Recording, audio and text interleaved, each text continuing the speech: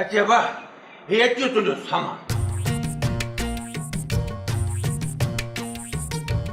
बाक़ी रहियो सचो गिहु ऐं मखण उहो बि शहर मां आणिया पर उते मिलावट वारो मिलंदो इन जे करे इहो वठंदासीं सलीमान वारे वताण तां अबा गुलकंद किथे आहे? अरे इहो त विसरी वियो पोइ तोखे बि सोन जो देगड़ो मिलियो। वठी ईंदुसि बाबा सुबुह जो सवेरे वञी गुलकंद वठी ईंदुसि ओ छोरा मां नेरन वारी चांहि में गुलकंद मिलाए पिया न।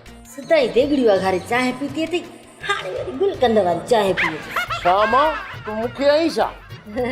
न न चाचा मूं चयो त ई बादामनि जो हलवो तोखे मां तयारु करे ॾींदसि। न न हिनखे कोई बि हथ न लाईंदो जे तूं ठाहींदीअ त अधु खाई वेंदीअ। बाक़ी मां हाणे तूं ठाहींदे हलवो न न मूंखे अमा शहज़ादी ठाहे ॾींदी। अमा शहज़ादी अमा हलिया हे संभाले त रखो सामान भला अरे छेरल तूं इहो मूंखे रुॻो ॿुधाए त 5 किलो मखण ऐं 5 किलो गिहु इहो कॾहिं वठी ईंदे? बाबा शाम मोकिलियां थो मलूका खे सलीमान वारनि जे घरों वठी ईंदी खाई वियो मोह ॼरको मुंहिंजी सॼी सोन जी चूड़ी खाई वियो।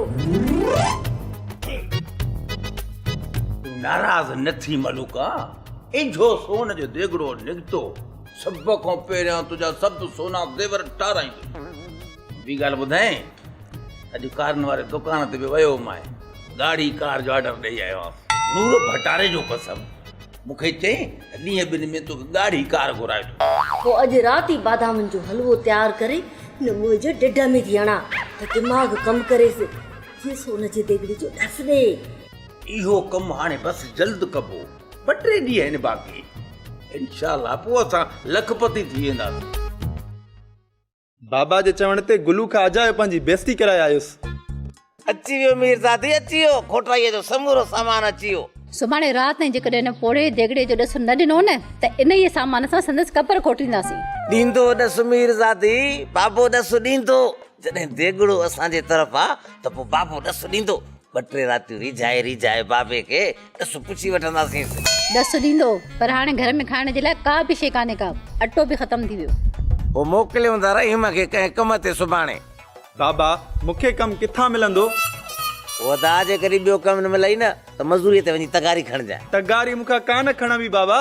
अबा बुख ते नाहे मरणो तोखे ऐं पिणे खे मज़दूरीअ ते गॾु वञिणो आहे जेसिताईं सोन जे देगड़े जो ॾसु मिले तेसिताईं पेट गुज़र त करिणो आहे न।